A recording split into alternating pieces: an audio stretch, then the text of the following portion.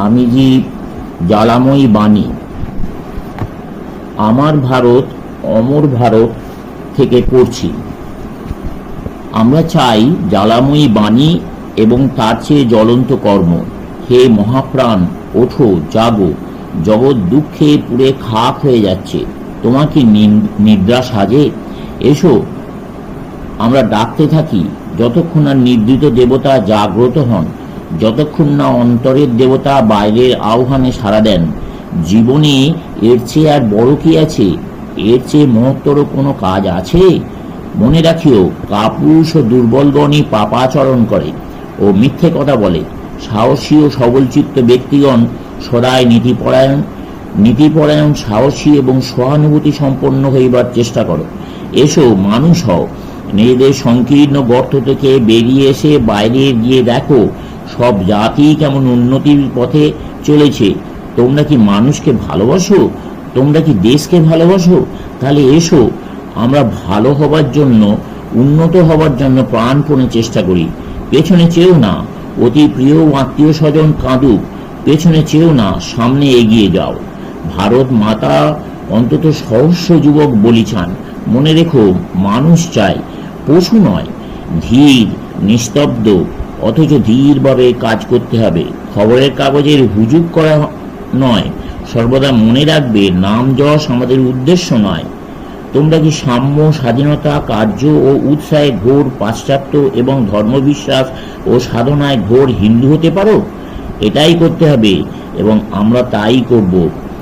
তোমরা সকলে এই কাজ করবার জন্য এসেছো। আপনাতে বিশ্বাস রাখো। প্রবল বিশ্বাসী বড় বড় কাজের জনক। এগিয়ে যাও, এগিয়ে যাও। মৃত্যু পর্যন্ত গরিব ও পদদলিতদের ওপর সহানুভূতি করতে হবে, এই আমাদের মূল মন্ত্র। এগিয়ে যাও বীর হৃদয় যুবকবৃন্দ। বড় হতে গেলে কোনো জাতির বা ব্যক্তির পক্ষে এই তিনটি জিনিসের প্রয়োজন: সাধুতার শক্তিতে প্রগাঢ় বিশ্বাস, হিংসা ও সন্দিগ্ধ ভাবের একান্ত অভাব, যারা সৎ হতে বা সৎ কাজ করতে সচেষ্ট তাদেরকে সহায়তা।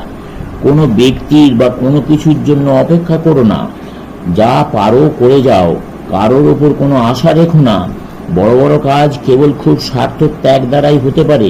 স্বার্থের প্রয়োজন নাই, নামেরও নয়, যশেরও নয়। তা তোমারও নয়, আমারও নয়, বা আমার গুরুও পর্যন্ত নয়। ভাব ও সংকল্প যাতে কাজে পরিণত হয় তার চেষ্টা করো। হে বীর হৃদয় মহান বালকগণ, উঠে পড়ে লাগো। নাম যশ বা অন্য কিছু তুচ্ছ জিনিসের জন্য পেছনে চেয়েও না। স্বার্থকে একেবারে বিসর্জন দাও ও কাজ করো। ওঠো, জাগো। যতদিন না লক্ষ্যস্থলে পৌঁছাচ্ছ থেমো না। জাগো, জাগো। দীর্ঘ রজনী প্রভাত প্রায়। দিনের আলো দেখা যাচ্ছে। মহাতরঙ্গ উঠেছে, কিছুতেই তার বেগ রোধ করতে পারবে না।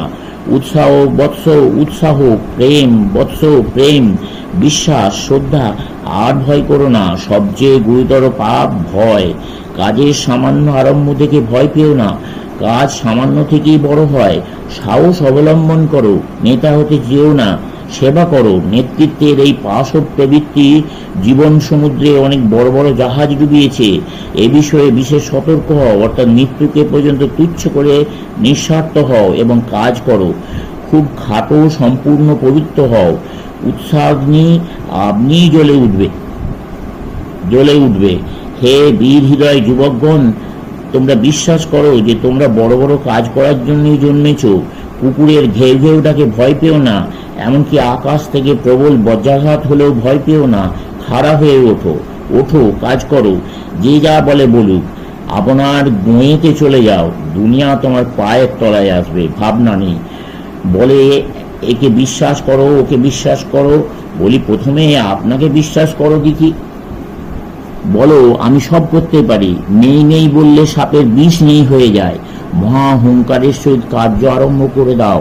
ভয় কি? কার সাধ্য বাধা দেয়? ডর। কার ডর? কাদের ডর? ত্যাগ, ত্যাগ। এইটি খুব প্রচার করা চাই। ত্যাগী না হলে তেজ হবে না। কার্য আরম্ভ করে দাও। মা ভই সকল হইবে ধীরে ধীরে। তোমাদের নিকট এই চাই, হাম্বরা বা দলাদলি বা ঈর্ষা একেবারে জন্মের মতো বিদায় করতে হবে। পৃথিবীর ন্যায় সর্বংসহা হতে হবে। এইটি যদি পারো, দুনিয়া তোমাদের পায়ের তলায় আসবে। অন্যে যাই ভাবুক আর করুক, তুমি কখনো তোমার পবিত্রতা, নৈতিকতা আর ভগবত প্রেমের আদর্শকে নিচু করো না। যে ভগবানকে ভালোবাসে তার পক্ষে চালাকিতে ভীত হবার কিছু নেই। স্বর্গে ও মর্তে পবিত্রতাই সবচেয়ে মহৎ ও দিব্য শক্তি। যে ধর্ম বা যে ঈশ্বর বিধবার অশ্রুমোচন করতে পারে না, অথবা অনাথ শিশুর মুখে এক মুঠো খাবার দিতে পারে না, আমি সে ধর্মে সে ঈশ্বরে বিশ্বাস করি না।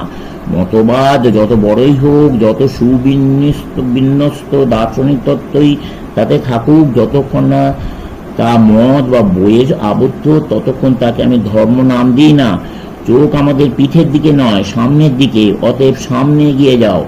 আর যে ধর্মকে তোমরা নিজের ধর্ম বলে গৌরব করো, তার উপদেশগুলো কাজে পরিণত করো। বৎস, কোনো ব্যক্তি, কোনো জাতি অপরকে ঘৃণা করে জীবিত থাকতে পারে না। যখনই ভারতবাসীরা ম্লেচ্ছ শব্দ আবিষ্কার করলো এবং অন্য জাতির সাথে সব রকম সংস্রব ত্যাগ করলো, তখনই ভারতের অদৃষ্টে ঘোর সর্বনাশের শুরু হলো। তোমরা ভারতেতর দেশবাসীর প্রতি উক্ত ভাব পোষণ সম্বন্ধে বিশেষ সতর্ক থেকো। বেদান্তের কথা ফসফস মুখে আওড়ানো খুব ভালো বটে, কিন্তু তার একটি ক্ষুদ্র উপদেশও কাজে পরিণত করা বড় কঠিন।